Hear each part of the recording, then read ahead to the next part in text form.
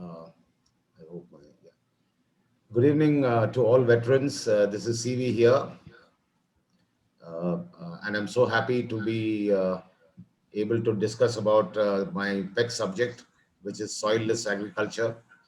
And I've been in this field for more than 20 years. I completed 20 years in October last year, and I'm continuing to spearhead this mission of mine to make people eat good food. And today's topic is going to enlighten you about what you're eating and what you should do for better health.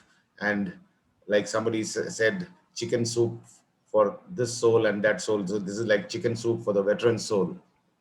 And I'm glad to be here amongst you. Many of my seniors are there. And also, happen to see Commander Kanan Ramdas, sir, my first commanding officer, and I was with him as commissioning crew in Sindhukirti. Um, so we'll start today's talk and the topic is eat what you grow. And as you all know, we are living in dangerous times. We are living in times where cancers are increasing, problems, or even young people getting into so many different health problems. That's because of the kind of food that we eat. So it will be my endeavor today to take you through the few slides and just explain to you what we can do and how we can better things. And as veterans, this subject we should interest every one of you, especially those who are retired and not doing much now, because this is something that you could do on your terrace or your balcony. You can grow some things at least which are good for your health. So the topics that I would be talking on today are current food habits and lifestyle, impact of current lifestyle, how to change and what is the way forward. I'll talk a little bit about our eating habits as they are present at present, how to grow your own food using simplified hydroponics, and where you can grow your own little veggies or have a small veggie patch where you can utilize your terrace or your balcony to grow something for yourself. And it's always nice to eat what you've grown because you know what you've added to it, whether you have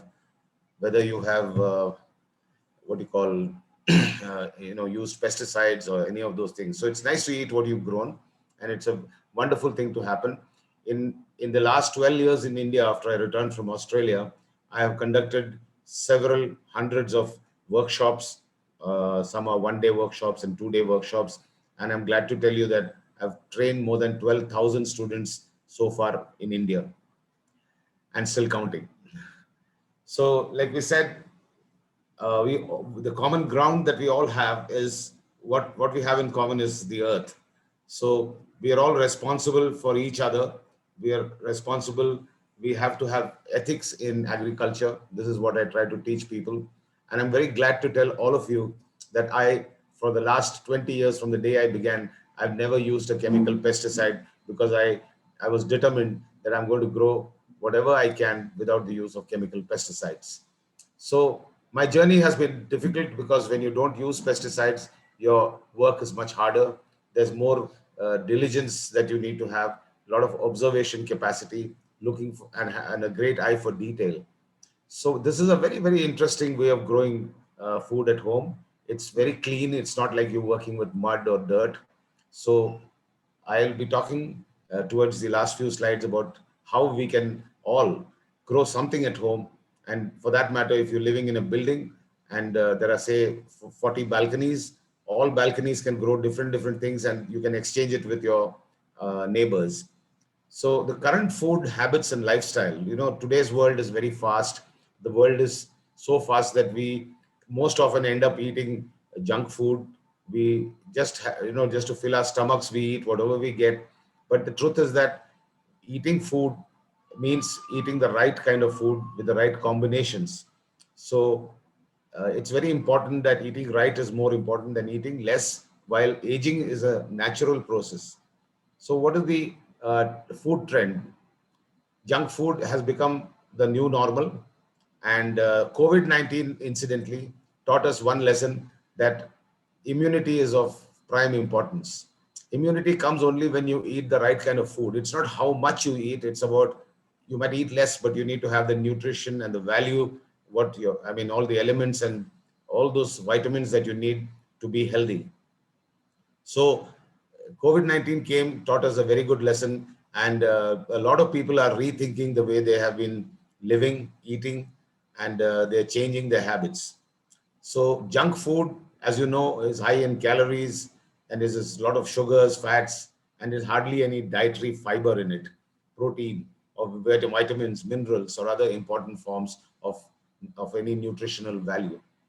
Unhealthy food, like we say the term HFSS foods, means high in fat, salt, and sugar, is used synonymously. When you see these kind of fried stuff, it's very tempting. It's very tempting for us. We forget that these foods have nothing to offer us, but still we many a times forget that we are eating unhealthy food, and that becomes a habit. And over time, what happens is eating bad or unhealthy food causes various kinds of sicknesses. All these things like your pani puri, your gobi Manchurian. Now, during this lecture, I mean, it's not on the slide, but I might say some things that might actually shake every one of you here, in the sense that most of the vegetables that we buy in the market, especially vegetables like cauliflower, your coriander, these are all full of heavy metals, and we do not realize what we are doing to ourselves, but we have no choice. So since we do not have a choice, I'm here to tell you that you can still grow a lot of things at home which are healthy and is good for your body, mind, and soul. So all these kind of foods that you see on the slide are very unhealthy food. Butter chicken. You may love this, but it doesn't love you back. So it's very important that we can have once in a while, but not too often. Namkeen and sweet, some people just can't do without them. All this is food that doesn't do any good to your body. So the impact of the current food trends on the body: obesity, fat accumulation, muscle spasms, paining joints, gallstones, kidney stones, gastrointestinal problems, heart problems, blockages, due to all the oils and fats that we eat. Then you have the blood pressure, low hemoglobin levels, blood sugar, type 2 diabetes, blood cancer, which is leukemia, and of course mind, because when you eat unhealthy food, your mind is also unhealthy, and you do not have a positive attitude. So it's very important. This is what is happening today because of our way of eating. We are suffering in mind, body, and soul. So should we eat less? No, it's not about eating less. It's about eating right. It's about eating good food. I'm a great believer that food is a human birthright, and everybody has a right to good food. It's not about poor or rich. Everyone should have an access to clean, good food. And that has been in my journey so far. I'm a Maruti 800 farmer, whereas there are many Lamborghini farmers out there selling systems which are so expensive. But I ask people to learn the simplest ways of growing. You can recycle a lot of your plastic tubs and materials instead of just throwing them in the garbage. You can grow a lot of things. Even if you don't have a balcony, you are capable of growing something, even in a windowsill where there's some basic light available. So because we are eating wrong, we have low immunity, poor digestion, weak bones, muscles, and we get fatigued very fast. We go through metabolic disorders like diabetes, osteoporosis, arthritis, high blood pressure, or even high cholesterol. All this does not mean that you have to eat less. It's not about eating more. It's about eating high quality food. So if you have, I have tested during my 12 years in India, French beans. I've tested various kinds of things in the laboratories to find out the nutritional value that comes from using my technology, that is soilless agriculture. And we have beaten the National Institute of Nutrition Standards on these 13 parameters by almost 1.5 to 2 times. So if the protein is supposed to be X, we have done 2X and 3X in certain cases. If the vitamin C is to be X, we've done 2X. So the thing is, I came to a conclusion that if you eat less, number one, you don't overstuff yourself, but you eat less, but eat good quality, nutritious food. 30% of our food It should not mean we should the fat intake that we take into our system should not be 30%, more than 30%. The sugars that we consume should not be more than 5% of the total energy intake. So it's very important that we give a lot of importance to these things so that we live healthy. So what is the way? What is the way to change, and what is the way forward? Is there a way? I mean, we all keep cribbing and we keep complaining that food is dirty, food is this, food is that. And here I am with you today, this evening, just trying to give you simple solutions, very simple solutions. I'm not saying that you can grow every crop in your balcony, but even if you can grow some things which have got high nutritious value, which I will help you at any stage after this presentation is finished. But I would like to tell you that consuming a healthy diet throughout the life course helps to prevent malnutrition in all its forms, as well as a range of non communicable diseases and conditions. Our lifestyles have made us more sick than what our grandparents used to be or their grandparents used to be. We have everything, but we don't have good health. The reason is because we eat food without thinking. We don't know what combinations to eat. Okay, so if this doesn't urge you, then what? Then nothing will. 60% of the non-communicable diseases contribute to all the deaths in India. 68% of all the NCDs or non-communicable diseases contribute to all deaths globally. Most of it is due to lifestyle and habits, eating habits. So it's all about balancing your diet and sharing your food, fruit, vegetables, legumes, lentils, beans, nuts, whole grains, unprocessed maize, millet, oats, wheat and brown rice makes for a healthy diet. If you all remember, there was a time when people ate minor millets and those kind of things, it was considered a poor man's food. Today, the same poor man's food is sold as organic, and we pay through our nose for it because people realize that the ancient people or the people 100 years ago, they were eating healthy food, and over 100 years we changed our food habits, and look what has happened to all of us. So it's very important that we eat those foods which people used to call as the poor man's food. Now today the rich man, he's got all kinds of diseases that he is forced to eat the poor man's food, which is really funny. 8 good eating habits. What are they? The daily thali, or your full course on a single plate with the right combination of food, enjoying food with your own hands, eating with your own hands, using homemade spices in moderation, consuming more vegetables with different kinds of recipes, refreshing with energizing and non-alcoholic drinks, eating homemade multigrain rotis, chapatis, and parathas, consuming delectable condiments and ghee in moderation, and sharing food with family, friends, and people who don't even have food. One of the things that actually has happened over a period of time is today, if you see families, earlier on we used to sit with our parents and we used to consume our food together. We used to sit and break bread together. Today it's totally gone. People are not even concentrating while eating. They have the mobile on the side. They're watching a video and eating. Now that what happens is when you do that, your mind has to concentrate on while you're eating as well. You need to have concentration. That is how the body is made. So people, their minds are somewhere else. They eat in a hurry. They don't chew properly. We are supposed to chew our food 32 times, they say, for good digestion. But we don't even chew 10 times or even 5 times these days because we have other better things to do. So it's very important that we follow good eating habits. The current state of growing fruits, leafies, and vegetables. You can see on the left a man with a backpack. Would you believe it if I told you? Because in my 12 years after I returned from Australia, I have been across the length and breadth of the country. I've been to so many different farms. I've been to farms where they grow cauliflower, for example. When I first saw what they're doing with the cauliflower, I actually stopped eating cauliflower way back in 2009 itself. The way they dip them into pesticide and send them to the market, they come there, and unfortunately we buy by the eyes. जो दिख It's all by जो दिखता है वो बिकता है. So it's all shiny cauliflower and we buy it, and our children love gobi manchurian. We don't even realize that there is a virus that enters into the cauliflower while growing, and because of which many children today are born with mental challenges. Their cognitive abilities are not good. Their learning ability is slow.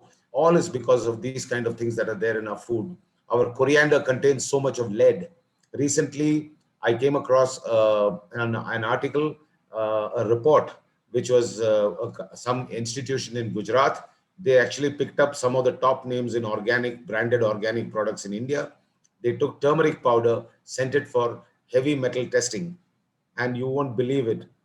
The top names had their turmeric powder had so much of heavy metals presence. So when we buy organic, we really don't know how organic is organic. So it's just a more of a fad. And to be honest with you, I have people who have come to me and said that when they saw me growing some tomatoes using hydroponic, where we use mineral salts, he says, "Sir, I can pass this off as organic." Now you can imagine, I told him, no way you will do that. Not, you won't pick anything from my place or my farm and sell it as organic, because hydroponic is not considered organic, but we are any day better than them for the simple reason that we do use mineral salts which are 100% water soluble in absolute ionic form. We don't overdo anything as far as fertilizer, as far as irrigation or fertigation is concerned. That means adding soluble nutrients to the water. We give everything in the right measure.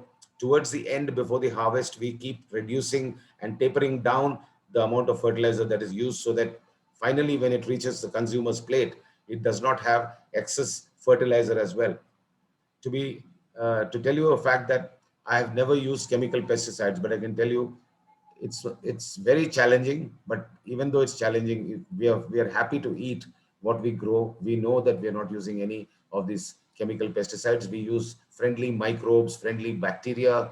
We use every organic way to keep pest and disease away. So pest, if you see Punjab and Kerala, these are two states where the cancer cases are just rising every single year. The reason is because, for example, for a leafy vegetable, for 35 to 45 day crop, the farmers pump, spray pesticides almost 6 to 7 times for a 45 to 50 day crop. So you can imagine the amount of lead and mercury and arsenic and God knows all kinds of the worst metals that can go into your body. And it causes not only cancer, it causes organ failure. It creates havoc in a human's life. And you can see the middle picture here, unhygienic growing areas. You can see in such dirty places things are grown. And on the right side, you can see where vegetables are being washed. When you look at your radish in the market, it looks nice and white and shiny, but this is what actually happens. So this is not to scare you, but to just bring to your notice that this is what is really happening. Look at this picture. Do you believe your food is safe and clean after you look at a picture like this? No.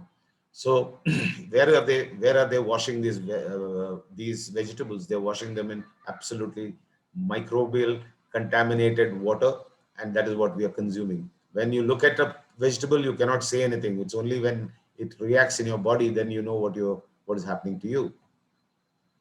Okay, so you are aware of adulteration. I was reading another article by Jennifer Forsyth. She's a woman from professor and a scientist from Canada who went to Bangladesh, and she went into the haldi turmeric markets, and she saw the turmeric was so beautiful and yellow and shining.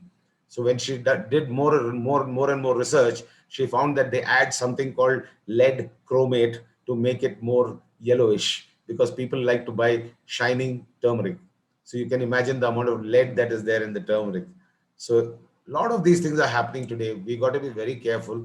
We should try and avoid many different things, vegetables. We can grow some really good stuff. To be honest with you, I have done simplified hydroponics, and in 100 square feet, that's about just 10 feet by 10 feet.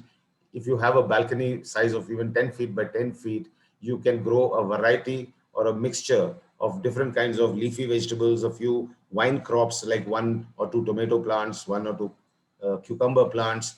And to be honest with you, in places like orphanages, in old age homes, I've done these experiments, and I've actually proven to people that in 100 square feet, if you were to get assorted harvest, you can get up to 1 kilogram of vegetable in just 100 square feet per day.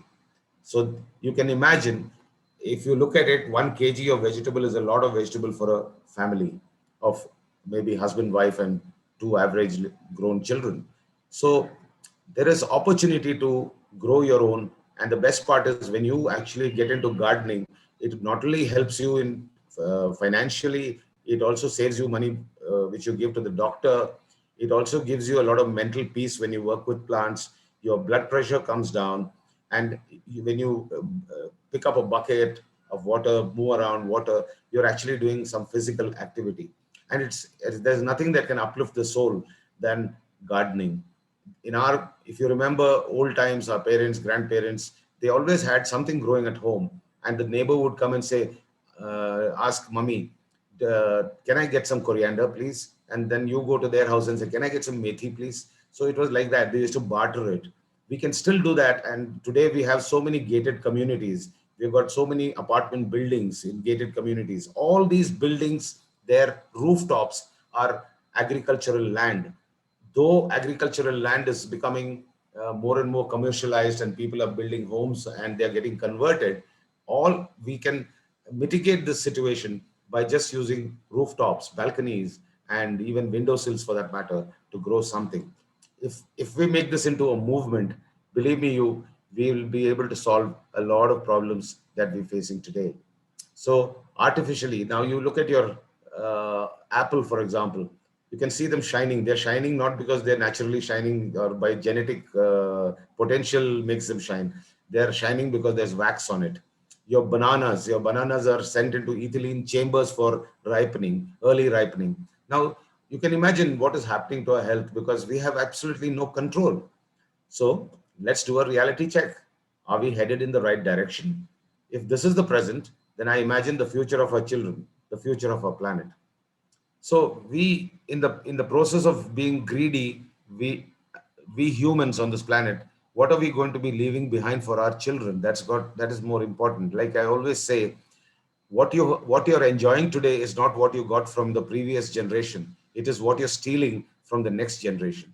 So when we say we love our children, don't we have the responsibility to do something, at least contribute in some way? You can start with yourself, and at some stage you can also be contributing to society by spreading the word that you can grow something at home, and that is going to be the next urban revolution. So how do we resolve this problem? How do we resolve this problem? How do we grow our own? So I obviously cannot talk totally about the science because hydroponics or soilless agriculture is a science by itself. However, I'll just tell you a few points. How do you grow your own?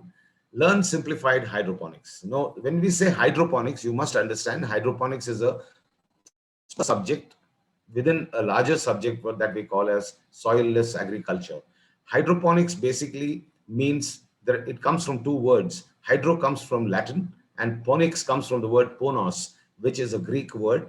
And this hydroponics word was coined by Dr. William Garrick way back in 1932. He was a scientist who worked and was trying to grow plants with their roots floating in water and nutrients well dissolved in that water.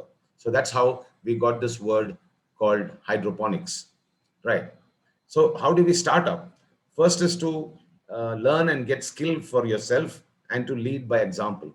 So it is not rocket science like I tell everybody. It's a perfect science. And whatever you do in this particular way of growing, there's a reason why you do something. There's a science behind it. And especially for veterans, this science is not going to be anything like rocket science. It's so easy to understand. And you can also skill up. You can get the community involved. You can engage your neighbors for a group and for a group to create a community of growers within your own complexes or your gated communities.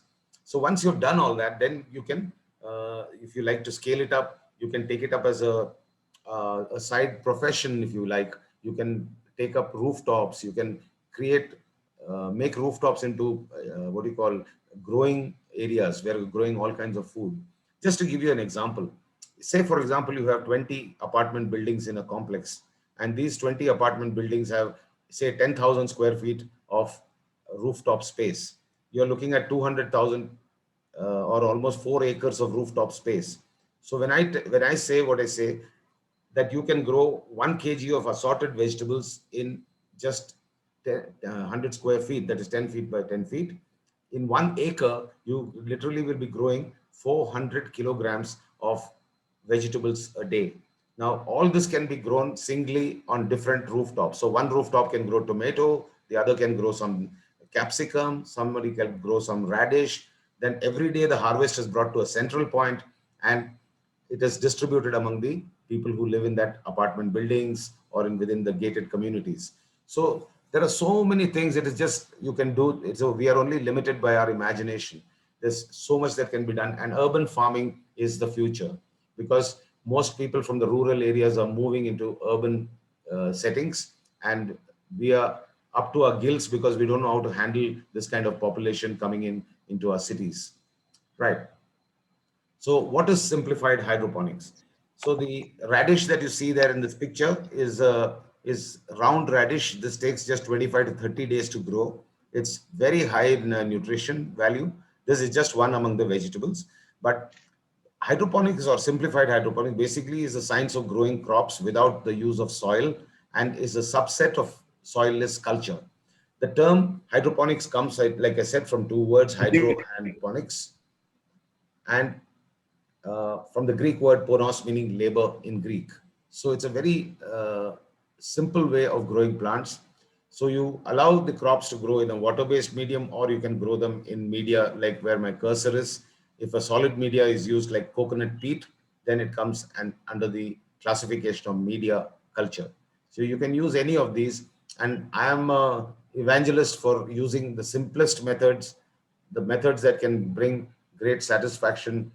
For the money that you might put in, a small amount of money, you should get the maximum benefit. So you can see here, this is a little garden that I made for an NGO on the rooftop. So you can see where my cursor here is to the left. These plants are growing in water as a medium. And then these were some old vases which would have been otherwise thrown away. We can grow vegetables in this. We can grow various kinds of things in these little seedling trays. You can grow them in a plastic tub. So you can grow it. This is growing in cocoa peat as what you see here. So you can see that we are not using any expensive stuff here. Even the crate below is something that was thrown around somewhere and we just picked it up. So brought it, cleaned it and used it. So you can grow a lot of stuff. What you're looking out here is hardly maybe 4 feet by say 4 feet. I mean, sorry, 4 feet by about 6 feet, 24 square feet. So you can grow so much of stuff and enjoy food at home. This is a workshop. This girl here who's on my left here, she came all the way from Austria to Bangalore just to attend my 2-day workshop to learn this. So we teach in the simplest manner. I teach people, I don't use any great jargon or anything. I use analogies so that people don't forget easily. And it benefits everybody who comes because my audience is such that I get audiences from simple housewives, young students, chartered accountants, airline pilots, and all kinds of people come to me for training. So what you see here is what was on my farm in Bangalore. This I just made this out of all the old wood. I made a table, and these plants are growing in water. This is butterhead lettuce, and this is another kind of lettuce here, but this is growing in cocoa peat. So I had a 500 square feet area where I didn't have to go anywhere to buy my vegetables. I was doing my commercial farming on one side, and inside the farm, I had a 500 square feet area where I used to grow my own veggies and eat some real good food. These were strawberries that we grew again on the farm. Fresh berries were harvested using soil cultivation methods. So it's so nice when you eat healthy food without you having used any chemical pesticides. And that makes me so happy. And the people who learn from me and do it, they also so very happy about it. So like I said, where is the space to grow in cities? It could be your balconies, terraces, rooftops, and any empty space in a gated community or society can be become a garden, or a community society garden can be made. Now you see what happens is when we are veterans, we are retired, many of us are not working anymore, and to avoid many different problems, it's nice to grow something, be involved in as a community or even individually on your balcony. Spend some time. You can spend a few hours with your plants, and there is nothing as therapeutic as working with plants. To be honest with you, dear veterans, 20 years back, I remember, and I remember before that also, I was quite a short-tempered man. But 20 years down the line, I don't know where my temper went. When I get angry, I'm so aware that I'm getting angry, so I don't get angry at all. My anger disappeared just being with plants in the last 20 plus years. So you can connect if you like to learn. You can connect with me, and I'll be happy to help all veterans. And I also have what you call my basic and intermediate learning videos. That means I've recorded videos. I'll be happy to share. I'll be happy to share my videos on Google Drive link with NFMC, with Commander Vadera sir and his team. And he will send you the links, and you can download them and you can listen to them. It's explained in very simple manner, and I am happy to give it to all the veterans free of cost. I normally sell them for almost 4,000 to 5,000 rupees, but for veterans, I'll never charge any, not a single pie. So I would love that all of you watch that. And if you have any questions, you're most welcome to ask me. I'm glad to help you because I live and die for this science. Breathe hydroponics, I breathe soilless agriculture, I eat it, I sleep with it. So I'm very passionate about what I do, and I try to spread I try to spread the word to everybody that there is a way out to grow and eat your own food. So with that, I would say thank you and Jai Hind. And thank you so much, dear veterans, seniors, juniors, contemporaries who are here. And Vadera sir has said that he will be sharing this video with uh, the rest of the veterans as well through the link. And I'm very happy now to take questions. Before that, I must thank Vadera sir and Datta sir and Farooq Tarapur sir for having given me this opportunity to share this knowledge with everybody so that it might benefit as many people as possible. So thank you very much, sir. Jai Hind, and I'm willing to take any questions that you might have. So with this, I'll stop sharing the video. I mean, sorry, the presentation, and I will leave it to Tata sir to ask others about the question Yeah. answers. Thank you very much, sir. Thank you so very much, Lieutenant CV Prakash. It was very, very enlightening topic, and you have done wonders. Learning yourself from Australia for 8 years, and then coming and teaching over 12,000 students. I'll request now veterans who have queries may kindly raise your palms, electronic palm, so that you can put up and talk to him. And instantly do unmute yourself before you ask a question. So we have Team Tarapur. Tarapur, you got a question for him? Yeah. Okay, go ahead. Hi, CV. It was great listening to you. And since this topic is very close to my heart, it was even more exciting because I've always believed that organic is the way to go. High quality nutrition is the way to go. And saving the planet is the way to go. So my question is that if you had an opportunity to meet the world leaders, what would you tell them about what they need to do for the future of the children and for the future of the planet? That's question number one. And if you had an opportunity to meet our own Prime Minister Narendra Modi privately to get a upper hand as compared to the rest of the world, what would you tell him privately? So one of the starting points I have seen and I've realized as far as this future of this planet is concerned, today children are not even aware where their food comes from, and I've been told that even children think that eggs come from factories. So we have come to a point where people are so disconnected with nature itself in the first place. I think the right approach is always to take this to the schools first and educate children, because children love all these kind of things, learn new things and how to grow plants, how to germinate, and they love all these things. But unfortunately, very few schools in India actually teach children anything about how to grow plants. And it's a very basic thing, as food is a basic need of human being. So if I was to meet the world leaders, I would ask them to make sure that there is definitely a subject for teaching gardening, home gardening, and also bringing to the notice of young people what are the hazards of using chemical pesticides so that they grow up learning that way, sir. So it's very important that if I would say something, it's like they say, charity begins at home. We should teach our children at home also, and children can always influence their parents. Like for example, if you have a balcony and the child has learned something about this method of growing or any kind of growing method, they would actually force their parents and say, I want to have a small garden here. So that is where it will begin, sir. And it should begin with children because they are the future of this planet. And we need to empower them.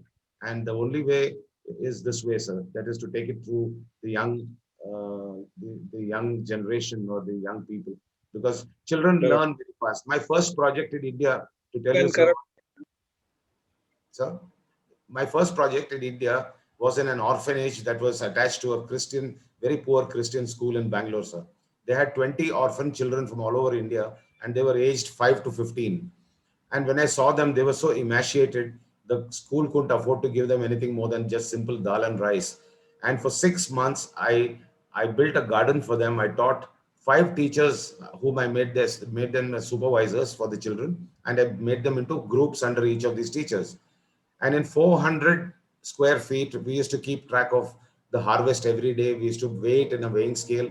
And the children learned so fast that they were so possessive about their garden. They learned how to grow the vegetables, eat. And in 6 months, I could see the difference in their health because they were consuming what they were growing. So and also in terms of yield, like I said, 100 kg, I mean 100 square feet, 1 kilogram of food, we did 4.3 kilos average in 6 months. So we can all grow something. I mean, like I said, if you have 10 of veteran officers living in an apartment building, all of us don't have to grow everything. We can say, okay, uh, Tarapur sir, please grow this. CV, you grow this. Murthy sir, you grow this. So you can always do barter system. Good evening, everyone. Firstly, I thank the organizers and Lieutenant Commander C.V. Prakash for this particular nice presentation. And I was all through over here, and I really liked. And I have a plan for the way idea has been proposed. My question to CV would be that he talked about hydroponics. Now, hydroponics, when on one side we are saying chemical-free vegetables, in hydroponics we must be required a lot of fertilizer or at least the chemical that they are used by the plants for their normal growth. Then how do you counter these two statements that one side, the side we are going to use this thing, urea and other chemicals, the growth of the plants?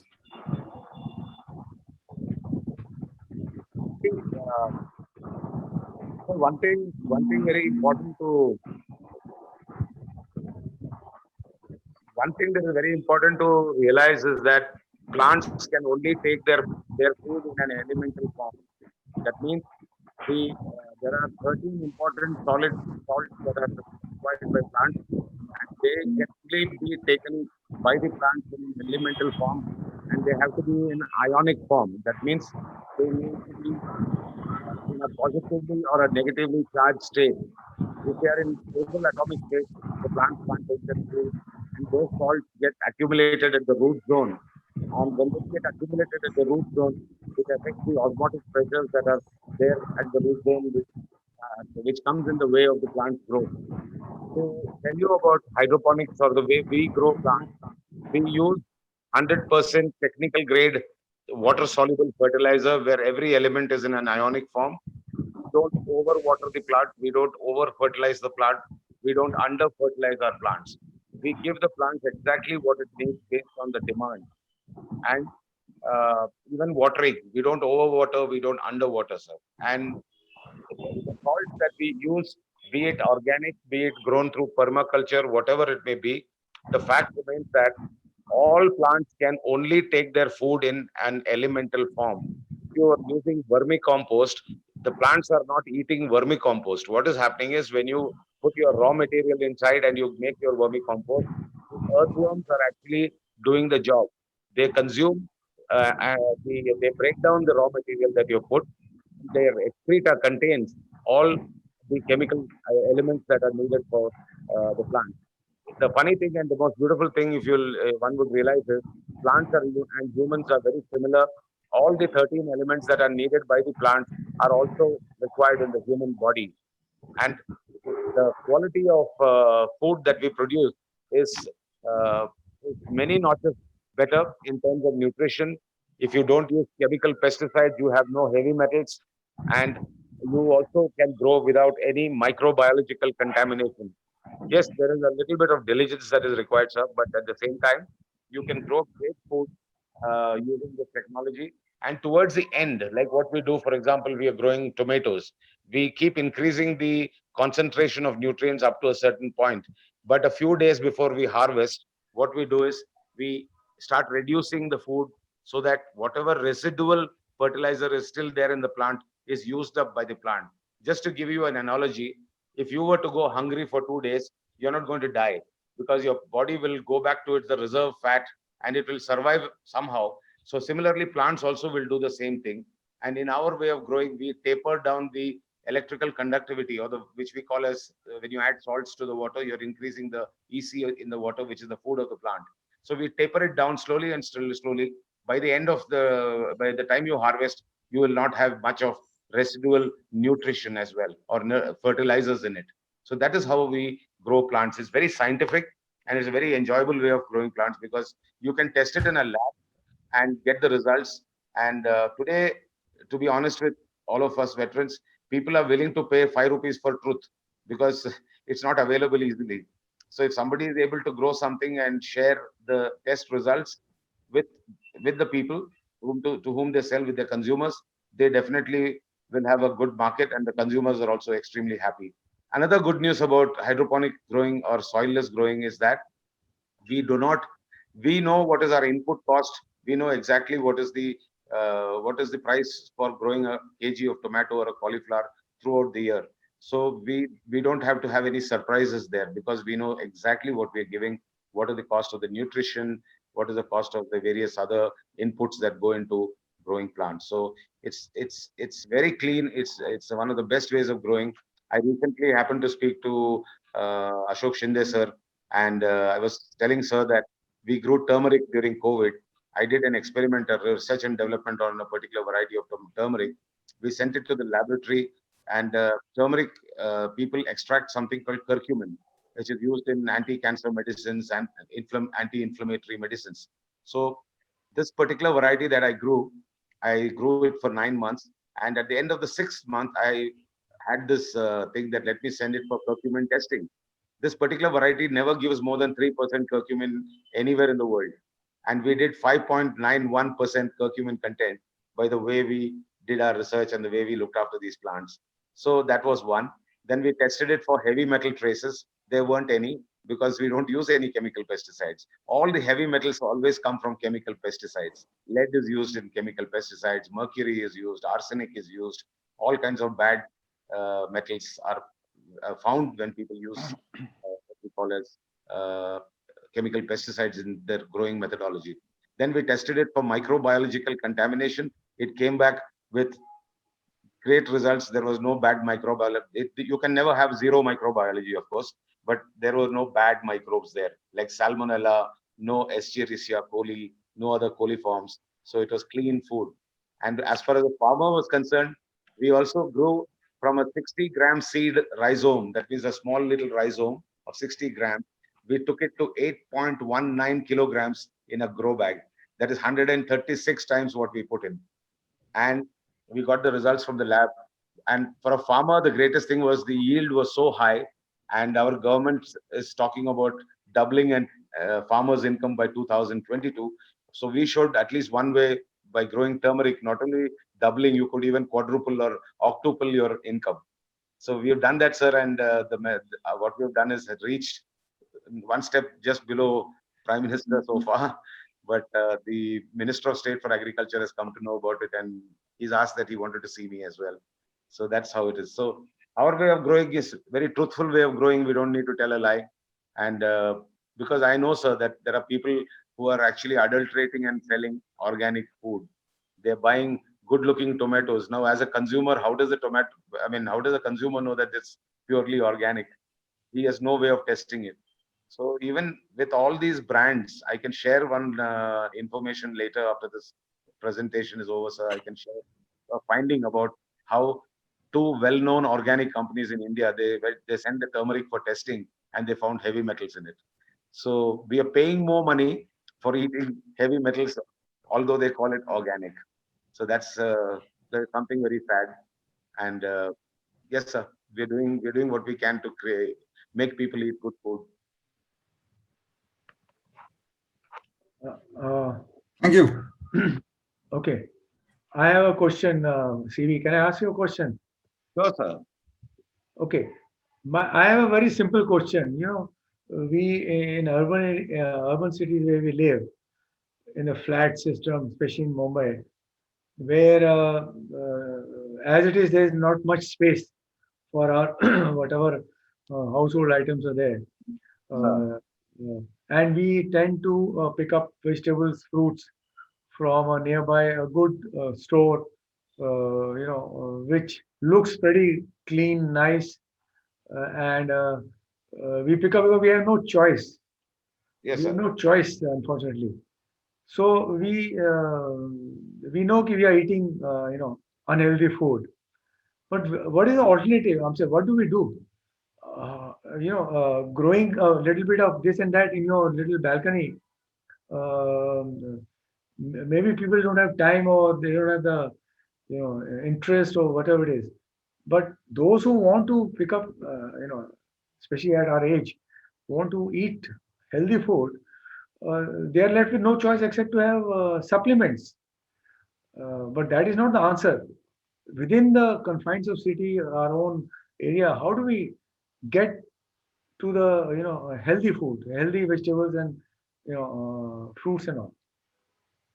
You see, sir, as far as our soilless agricultural technology is concerned, when it comes to fruits, for example, mostly we grow strawberry or we grow watermelon or muskmelon and rock melon and those kind of things. But we cannot obviously grow jackfruit or mango because that's a huge tree and we can't grow them in a grow bag. However, having said that, we can still grow a lot of leafy vegetables to start with, and leafy vegetables are short term. They grow in about 30 to 40 days, and if you schedule them correctly, you can harvest. Like for example, palak is something that you don't have to harvest from the root itself. You keep chopping and they keep giving you more and more palak. So you say, for example, every 7th day or 8th day you want palak, you revisit that bed which you visited 1 week back and harvested. You'll be ready for harvesting from there. So you can schedule it and you can get as much as 3 to 3.5 months of palak just from the same 5 to 10 seeds that you put. You can keep on, it's a multi-cut. So you keep cutting, you keep cutting, you keep cutting. So that is one. You can grow methi. Methi grows very fast. Coriander you can grow. And so many other leafy vegetables can be grown at home. So you don't have to have, even if you have, say, for example, 50 square feet or 25 square feet, whatever you can grow in that area, especially leafy vegetables, is the best way to go, because wine crops are longer term crops, and wine crops, you see, when life cycle is more, the diseases and the pest also play a bigger role compared to short term crops. So what you can do is you can grow mostly leafy vegetables at home. I can teach all of you how to do it. My videos, as I said, I'll be sharing my links with Vadera sir, who will share it with everyone else. You can there are some practical videos as well, and you can start with a very tiny budget, even just 2,000 rupees just to get started, or 3,000, small thing for a balcony or things like that. And sir, to answer your question about what do we do about it, like I said, if you all are living in a apartment building or in a gated community, all of you can come together as a small group and decide that, okay, I'm going to grow this, I'll grow this, I'll grow this, and you keep exchanging your vegetables with each other. That is one of the ways to go, because obviously you cannot grow so many vegetables in a small balcony. So I would advise and I would suggest that that is the right way to do it. And what also happens is when people come together, you also bring the community together. You meet more often. But as veterans, especially, we would like to keep meeting most of the time, reminiscing our old times and things like that in the Navy. No, that's a wishful thinking. But I'm saying that if I am unable to do that from the market, how do I know where to pick up, organic stuff? Sir, it's really very hard. It's very hard to know what you're buying is organic or not. The reason is uh, there are companies that are organic certified for sure. But the thing is that as a customer or a consumer, it's very hard for you to take something to a laboratory, test it, and say, go back to the shopkeeper and say this contains arsenic. So you are taking a chance for sure. But because I know from my experience, there are many organic brands which are actually bringing products to the market and they still contain heavy metals, which is true because there is no organization that keeps checking, or once these people get their organic certification, after that there is no nodal body or somebody to sort of monitor what these guys are doing. So that is the issue. But I'm told that the government is working on certain laws that they want to bring in to bring more sanity into the organic market. So the answer is that if you want to live longer, you grow your own vegetables and fruits. I would suggest that, sir. Okay, thank you. Yeah, and you can also, by the way, sir, you can also do something called microgreens. Microgreens is also a very interesting thing because you just need to put in a lot of seeds into a tray or with cocoa peat or whatever. And the best part is in the first 10 to 12 days of growing any plant, any vegetable in the world, the first 10 days, the plant has the highest nutritive value. And microgreens also is something that you could grow at home, sir. And I will share details about how you can grow the microgreens at home. It's very simple. You don't have to wait for flowering and fruiting and other things. But if you grow, say, for example, say 8 to 10 different microgreens at home, you can even grow wheat grass or barley grass. Even that wheat grass juice is also supposed to be very good. So you can grow, sir. With small spaces also you can grow. I'll be only happy to help all veterans with as much knowledge and experience that I can share. Thank you. Tray लगा के ना date wise लगाओ and every 10 day keep cutting it. Yes, sir. Okay.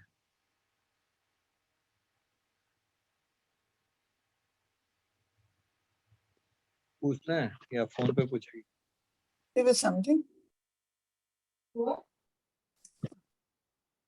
Anyone has a question?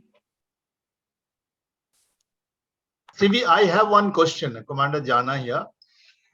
This micro-wheat, what you said, if you can prepare the CDs or something like that, I mean, video and pass it on to Vijay Vadera, I think we all can learn and do it in our balcony.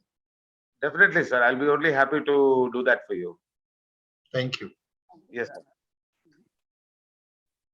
Achha, I have a question. Sir. CV, Yes, sir. I had mentioned to you what my son does is that 5-liter soft drink bottle hota hai na, usko kaat ke, he puts soil in that and he's been growing something in the balcony. But you mentioned about soilless cultivation. Yes, sir. Soilless there's no soil at all, right? Only water and nutrients, minerals.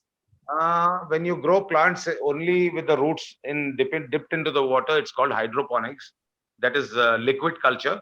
But when you use soilless media like coconut peat, that becomes media culture.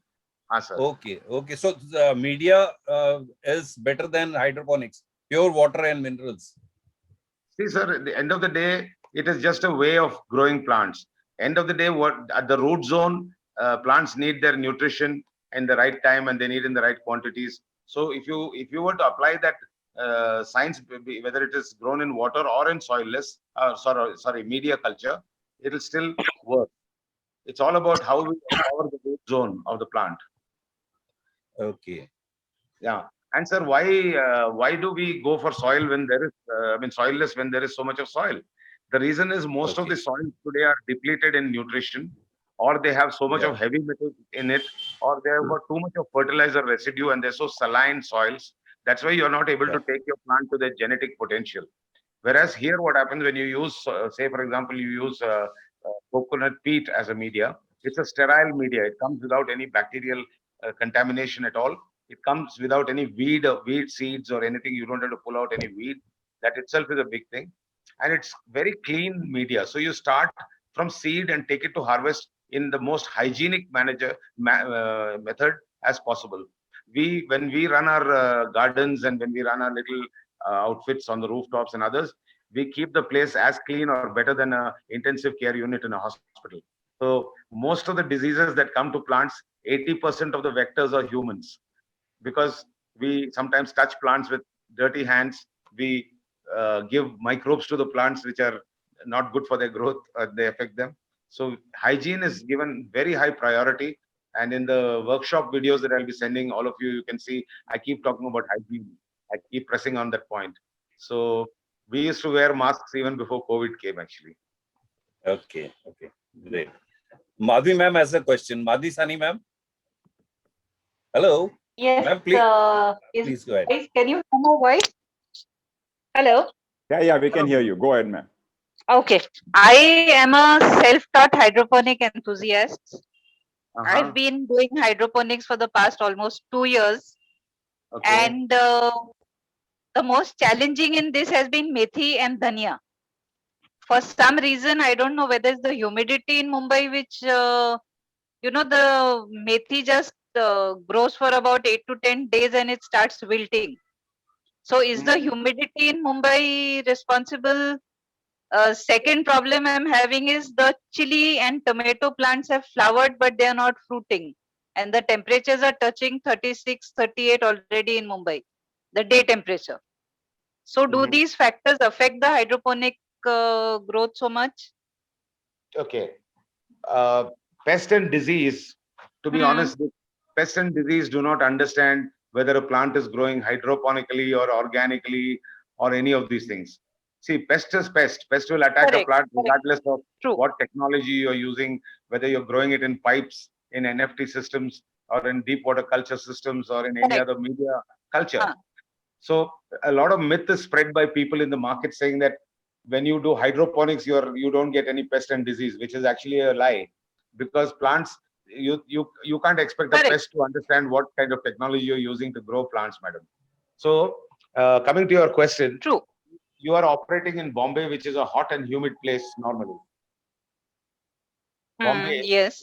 is generally being close to the coastline. Hot and humid conditions are the perfect environment for maximum number of fungal and bacterial diseases. Oh. So, yes, and also what happens is if you, for example, have overwatered your plant, how do you grow your plants? Do you grow them in water or do you grow them? I do both. I do soil and I do Kratky's hydroponics because I find Kratky's to be easier to keep in the windowsills. Yeah, okay. So I do both. And methi has been the most challenging of the whole lot. Yeah. So what I would suggest you, do you have a balcony or you just grow it on? Oh no, this is Jalvayu Vihar, Mumbai. No balconies, no grill also.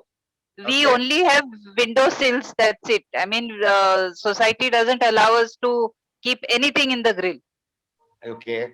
So what I would suggest to you is that I would suggest to you that wherever you're growing methi and coriander, especially these get affected by fungal and bacterial diseases very easily. So because of the high humidity level you are getting, when you said after 10 days the methi falls down, that means basically it goes through something called damping off, or what we call as what is that called, stem rot or root rot. Because what happens is the water travels from the root zone into the plant, into the leaves and into the branches through a tube called the xylem. What happens is these entomopathogenic bacteria, they go into the xylem and they damage the patency of the xylem. So they actually block the xylem. So there is no more transfer of water into the plant. So they start rotting. And when they start rotting, at some point, that protein which is rotted, it falls down. So what you can do, I'll give you something.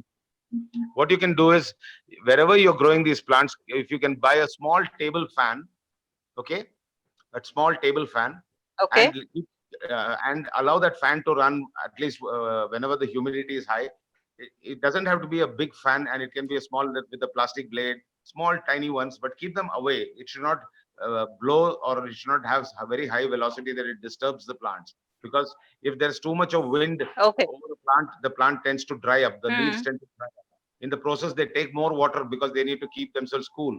So one of the ways you can avoid avoid the problem of high humidity is to use a table fan, a small little fan kept at a distance where the wind is not disturbing the plant, but at the same time, what you do, you stand close to the plant, take a small thread and hold it hanging in your hand and see whether it is fluttering, it's moving. That means you know that air is moving closer to that plant.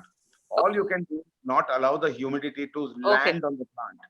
If you can do that, I'm sure you'll come back to me with a better answer and a better solution that you found. So that is one. Otherwise, also what I would suggest you to do is to from a medical shop you can buy hydrogen peroxide. Okay, hydrogen peroxide. I do that. I add that to the reservoir. Huh? So what you can do is hydrogen peroxide. It comes, I think, in the medical shop. You get about 3% to 8% strength, which is nothing great. Yes. Just put a few drops in a liter of water, and just from a very 3-4 feet away, just spray a fine spray over it. Not always, just once in a while. And I'll also give you. We have friendly microbes and bacteria. We have 3 types of bacteria. One is called Trichoderma viride, and one is called Pseudomonas fluorescens, and one is called Bacillus subtilis. So what we do is 10 ml each.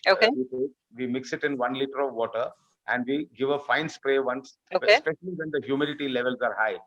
This consortium of bacteria can keep away several problems of fungus and bacterial disease. Okay. Yes. Okay. I shall try that. Yeah. If you forget After that, ma'am, you can distribute to all the JBV residents. I know, in these windowsills. And tell me, why is the tomato and hara mirchi flowering but not fruiting in spite of my pollinating it? The temperature affects it? Temperature affects. Sudden changes in temperatures or big range difference in temperatures also affect tomato plants, chili plants for that matter. What is important to understand? What is important to understand is we have 3 main elements. One is nitrogen, phosphorus, and potassium that are the macronutrients for plants. Now, when a plant or any plant in the whole wide world, when they start growing, they go through their germination phase followed by the vegetative phase. The vegetative phase ke baad aata hai flowering phase where it is a vine crop. Now, first, initially, among N, P, and K, you need to have very high level of nitrogen, but subdued levels of potassium and phosphorus. Because more the nitrogen, more the leaf growth. More the leaves grow properly and they have a better leaf area index. That means more photosynthesis happens. Many of us think that we are giving food to the plants artificially by the way we give our nutrients at the root zone. But the fact is, by the way of photosynthesis, plants produce a lot of amino acids, sugars, and carbohydrates, and they make their own food too. So what happens? A plant has to go through a certain number of days, depending on what crop it is or what variety they are. They have to have photo period length, and that has to accumulate over a few months or days. And then the plant's genetic potential says, okay, I have made all the food that I need to make. Now I'm moving into my flowering state. What really happens? What really happens is we continue to keep giving more nitrogen. So you get a lot of vegetative growth, but you will hardly get any flowers. And those flowers, because the nitrogen is high, and you should have actually reduced the nitrogen moment you see the first flowers, and you should increase the potassium. So once you increase the potassium, you increase the phosphorus a little bit more, but you subdue the nitrogen as much as possible.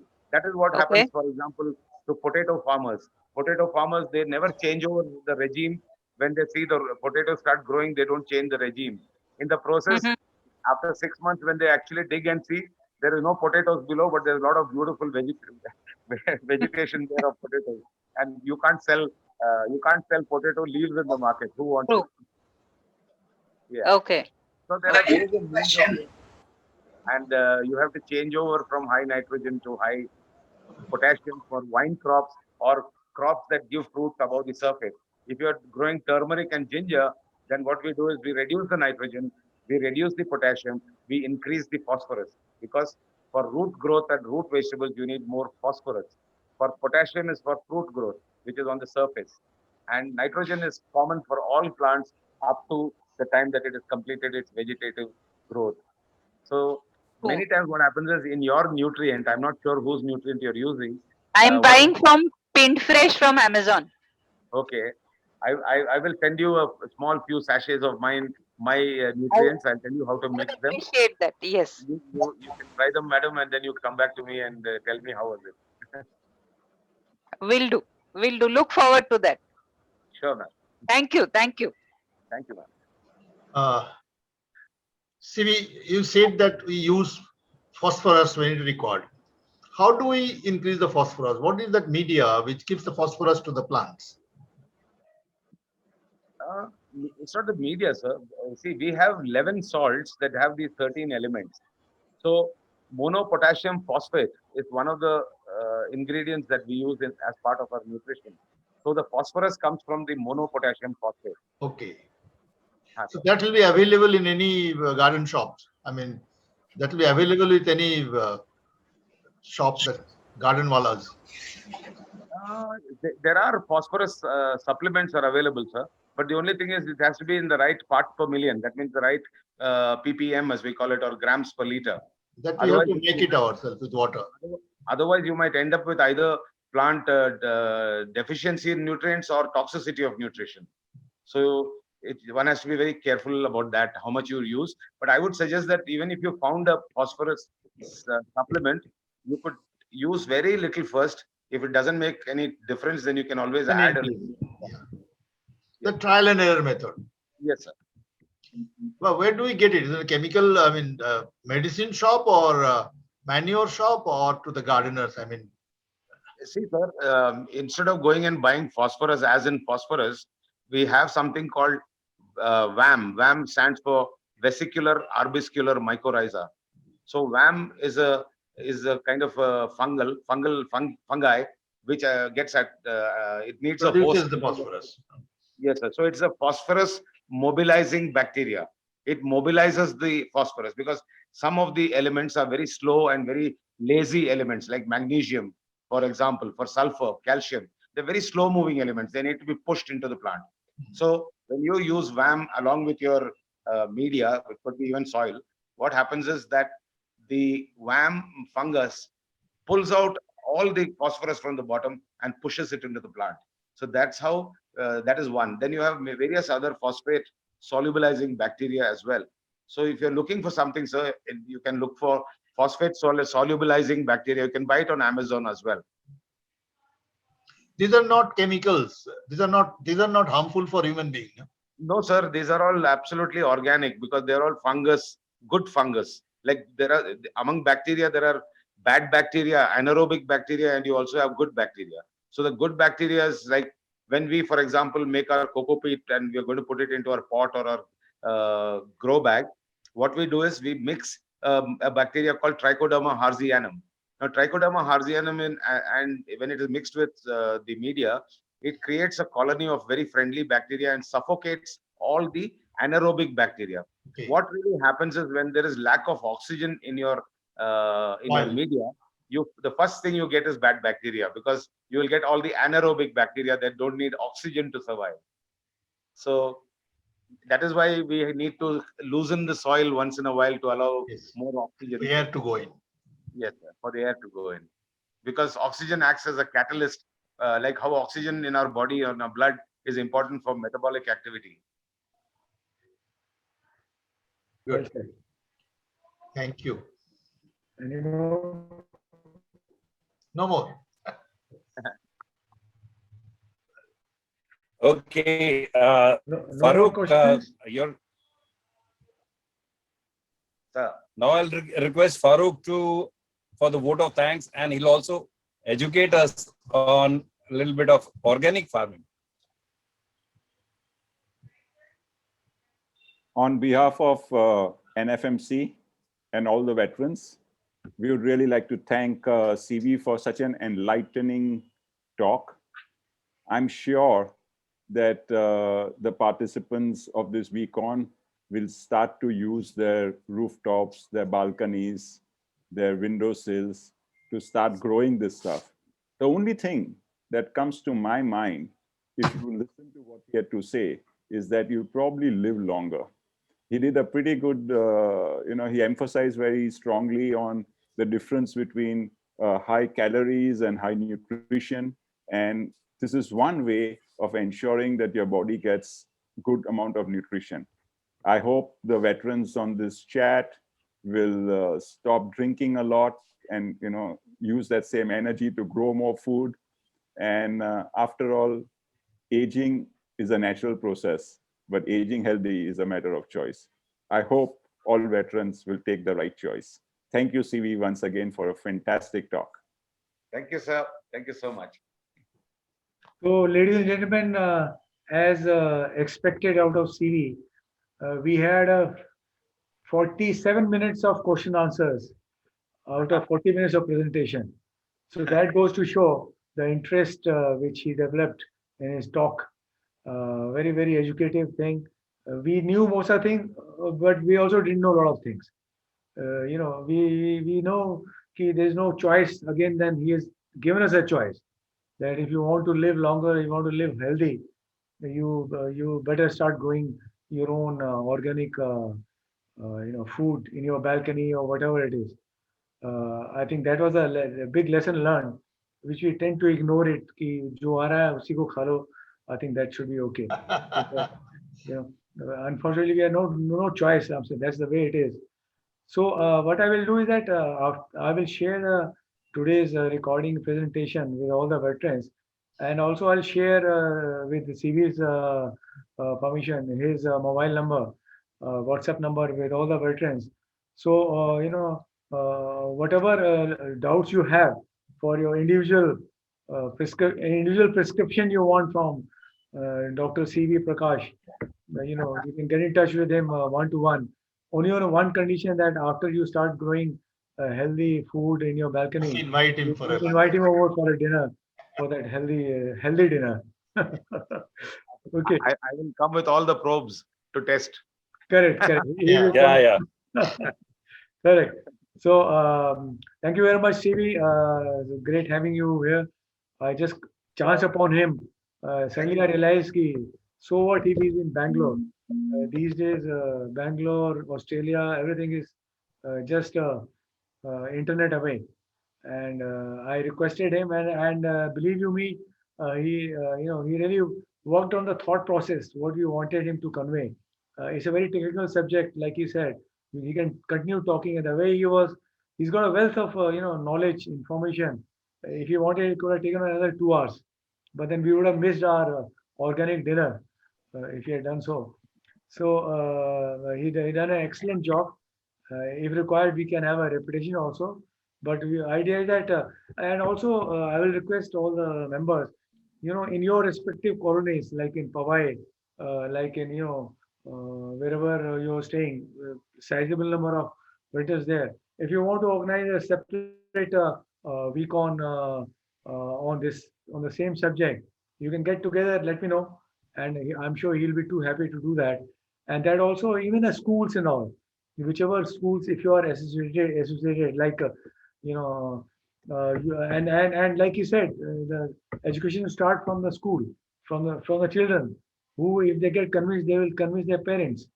And it's a good subject which he can start off taking on to the students in the school in these days, when anyway everything is online and all. So I'm sure he'll be too glad to do that, because that is his passion. He really wants to do that for the society. And I think we are thankful on behalf of all the members of NFMC. We are really thankful to him for taking on a very challenging, very interesting subject. God bless you, CV. All the very best.